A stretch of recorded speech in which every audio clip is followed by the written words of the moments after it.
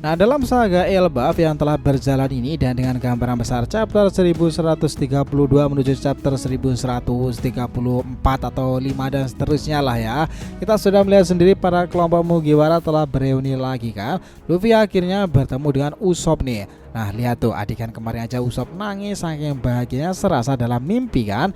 Dia beneran sampai ke pulau impiannya selama ini Elbaf. Tak main-main loh, Usopp terus saja ngebual sejak dahulu akan berperan besar di Elbaf nanti agar dirinya memiliki kebanggaan seperti para ras raksasa Elbaf itu. Nah, setelah dia melihat sekelumit cerita awal Luffy dan juga Loki pertama itu nakama, serta Sang sudah mulai memainkan mastermind di saga ini ya, kayaknya Usopp memang akan berperan besar loh di sana pula. Nah, jika Ragnarok besar itu sudah dimulai, Usopp bisa saja menjadi pahlawan legendaris di tempat tersebut sama ketika dia dipuja saat dalam pertempuran Dressrosa kan. Yos, ini menarik nakama.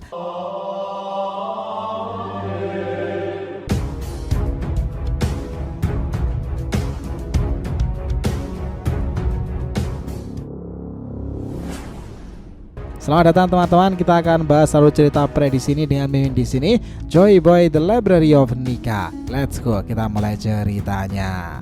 Namun sebelum masuk pembahasan, jangan lupa untuk like video ini ya nakama. Ya, sebagai bentuk support kalian semuanya nih untuk channel ini ke depannya agar terus berkembang dan berpetualang bersama Nika sang Joy Boy ini. Nah, jika sudah, terima kasih banyak dan mari kita mulai petualangannya. Gini nakama, ketika perjalanan Egghead sudah selesai itu ya, kita akhirnya akan menuju ke Elbaf itu dan memang seperti itulah realitanya. Artinya saatnya bagi Usopp si pengecut favorit kita nih untuk bersinar kan. Gak peduli Zoro Sanji, tahun ini adalah milik Usopp harusnya serta Luffy, tahun sang dewa. Dan saat ini kita melangkah ke Elbaf itu, peran Usopp sebagai penembak jitu yang ahli pasti akan sangatlah berperan besar kan. Bahkan bisa jadi jauh lebih besar dari yang kita bayangkan. Tapi tahukah kalian kalau ada beberapa petunjuk yang mengarah pada kemungkinan Usopp makan buah iblis? Benarkah seperti itu? Itu mengembangkan haki penguasaan sendiri, haki raja, atau bahkan memimpin pasukan raksasa. Nah, jangan salah nih, pasukan raksasa ini lebih kuat dari yang kita kira loh. Semua ini mulai terlihat jelas dari chapter panel 1123-nya yang menunjukkan Usopp nanti bisa aja merayakan sesuatu bersama para raksasa. Ini cuma menguatkan bahwa Usopp dan raksasa memang sudah seperti saudara ya. Meskipun Usopp sering terlihat pengecut itu, di dalam hatinya ia punya jiwa seorang prajurit raksasa pula. Sejak pertama kali bertemu dengan Dory dan Brogy di Little Garden itu, atau bahkan saat Usopp menjalin persahabatan dengan dua raksasa yang ia bebaskan dari perbudakan pemerintahan dunia kan, semuanya sudah makin jelas menunjukkan bahwa Usopp punya ikatan kuat dengan mereka tuh.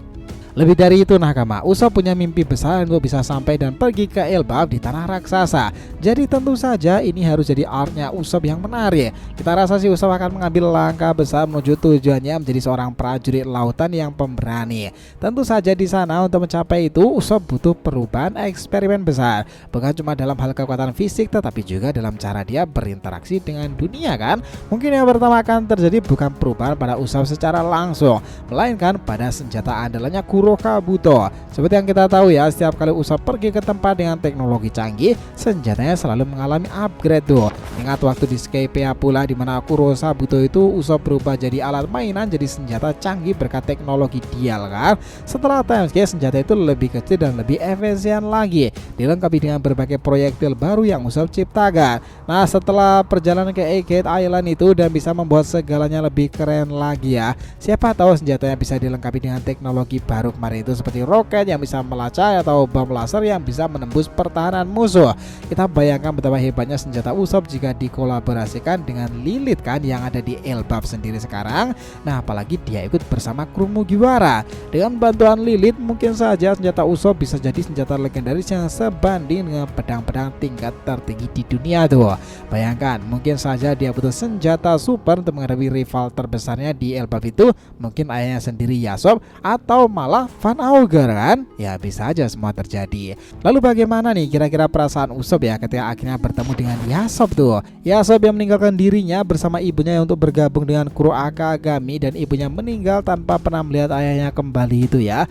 Apakah Usopp akan merasa marah dan kecewa? Ya mungkin saja. Atau mungkin dia hanya ingin membuktikan pada ayahnya bahwa dia juga bisa jadi sehebat dirinya tuh.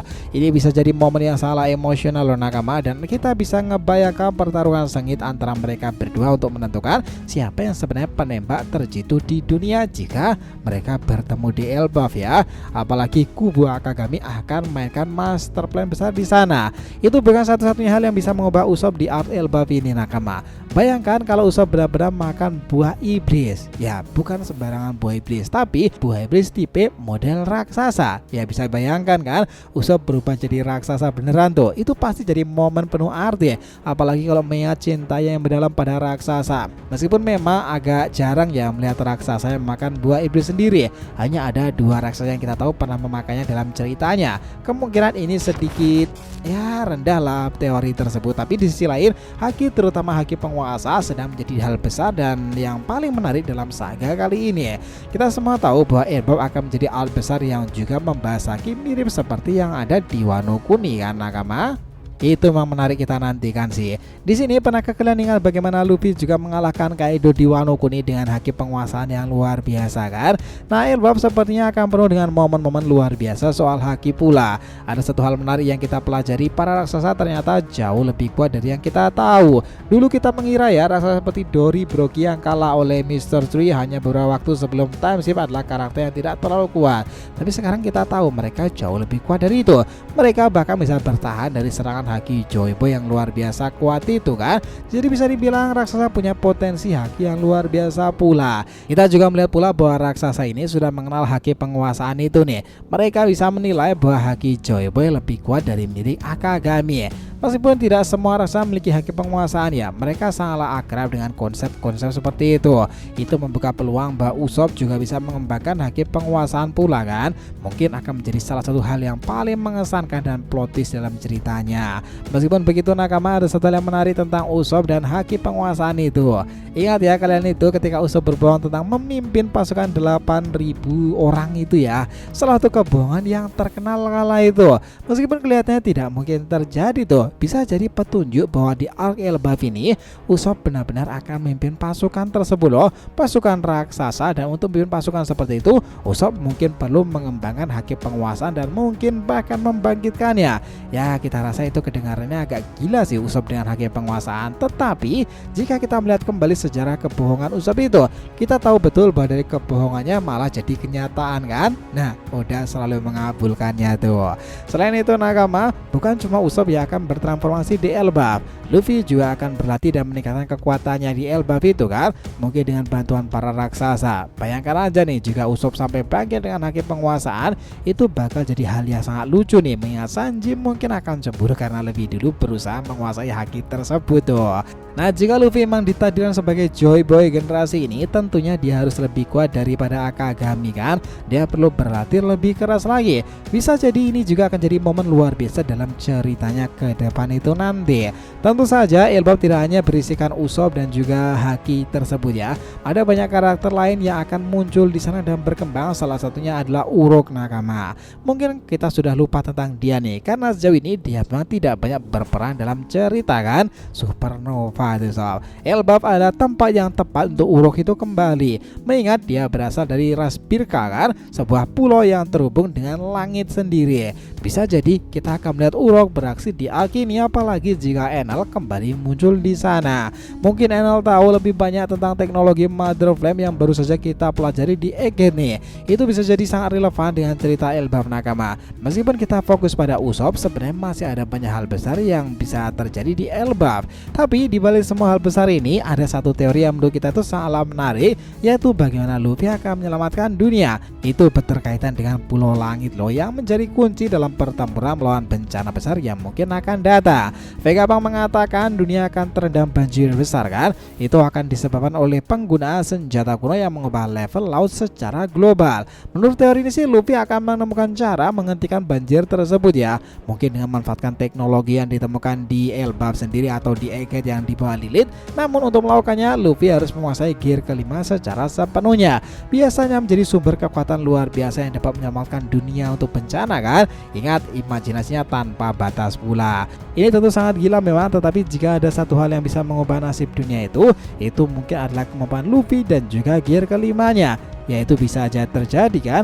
Lihat bagaimana gambaran di chapter ini begitu fenomenal nakama. Kesimpulannya memang Art Elbaf ini akan jadi titik balik yang sangatlah epik bagi Usopp dan seluruh kru topi jerami. Ini bukan hanya soal petualangan baru tapi juga tentang bagaimana Usopp sang penembak jitu itu sering diremehkan. Itu akan mendapatkan kesempatan besar untuk menunjukkan siapa dirinya yang sesungguhnya kan. Usopp tidak hanya akan berkembang dalam kekuatan fisik tetapi juga dalam karakternya, baik melalui hubungan emosional dengan ayahnya Yasop maupun dengan raksasa Elbaf yang selama ini menjadi idola dan inspirasi baginya itu kan. Bukan tidak mungkin nakama dalam perjalanan ini Usopp akan mengembangkan haki penguasaan pula, memimpin para pasukan raksasa itu dan membuktikan bahwa dia itu lebih dari sekedar seorang pengecut nih. Dia adalah seorang pahlawan yang penuh dengan tekad kuat. Senjata andalannya Kuro Kabuto bisa mendapatkan upgrade besar yang akan menjadikannya senjata legendaris berteknologi tinggi yang mungkin menjadi referensi dari kisah Nordi kan. Ya itu memang menjadi menarik nakama. Namun arc ini juga menyajikan banyak kejutan besar Luffy dan seluruh kru kan. Luffy yang semakin kuat dengan gear kelimanya serta kemungkinan munculnya karakter-karakter baru yang lain nih. Uruk yang jarang tampil dan juga God Enel yang akan kembali lagi. Wah, itu adalah sebuah plot twist besar jika terjadi nanti sih. Intinya, Elbaf bukan sekedar tempat bagi Usopp untuk berkembang, tetapi juga untuk seluruh kru topi jerami sekarang ini. Sepakat nakama semuanya tentang hipotesa itu?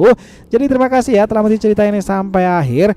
Jika kalian punya pendapat, langsung aja komentar di bawah nih dan kita akan usahakan respon, oke? Sampai jumpa di video selanjutnya nakama, dan Joy Boy Sang Nika telah kembali ke peradaban One Piece.